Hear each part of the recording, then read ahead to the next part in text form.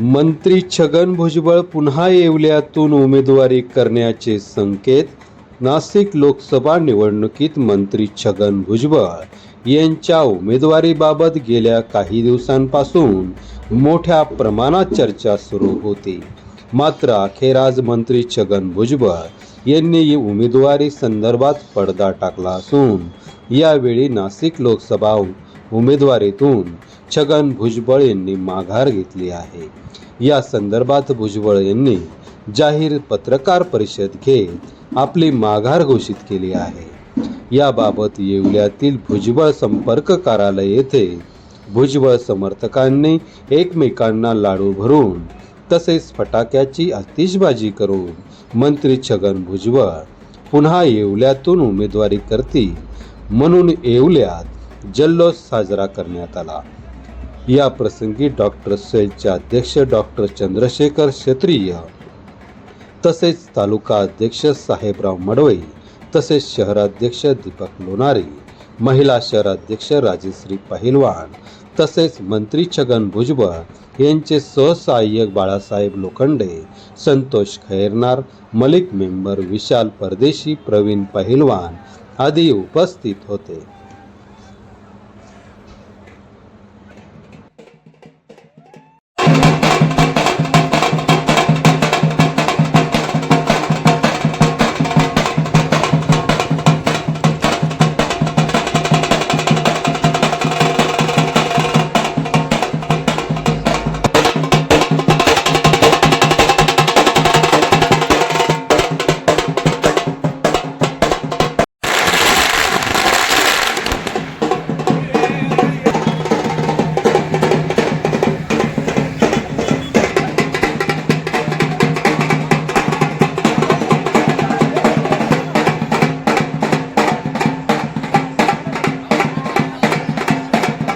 आहे आमचा राम आम्हाला परत मिळालेला आहे.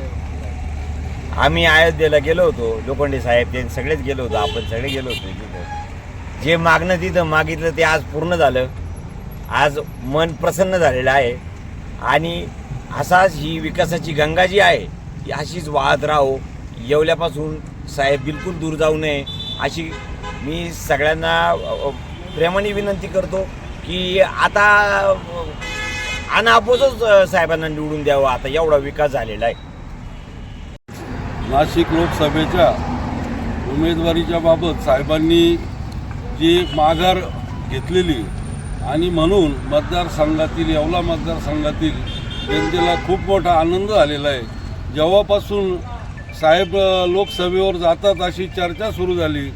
अनेक सामान्य माणसं कार्यकर्त्यांना विचारत असायचे का मग आपलं कसं व्हायचं, कारण लोकांना माहीत आहे साहेबांनी या मतदारसंघासाठी जी काही स्वप्न पाहिलेली आहे तिची आम्ही चर्चाही करू शकत नाही. या मतदारसंघामध्ये ज्याची अपेक्षा नव्हती तेही साहेबांनी करून ठेवलेलं आहे. येत्या निवडणुकीमध्ये विधानसभेच्या समोर जे कोणी उमेदवार असतील त्यांना मतदारसंघातल्या विकासाच्या बाबतीत जाहीरनाम्यामध्ये कुठले विषय मांडावेत ही सुद्धा साहेबांनी जागा शिल्लक ठेवलेली नाही आहे. आणि म्हणून येवलेकरांच्या अतिशय मनासारखा हा विषय झालेला आहे. आणि साहेबांनी लोकसभेतून माघार घेतल्यामुळं साहेबां पुन्हा येवल्याचे आमदार म्हणूनच साहेब लोकांना पाहिजेत आणि हा आनंदाचा क्षण म्हणून आम्ही कार्यकर्ते या ठिकाणी साजरा करत आहोत.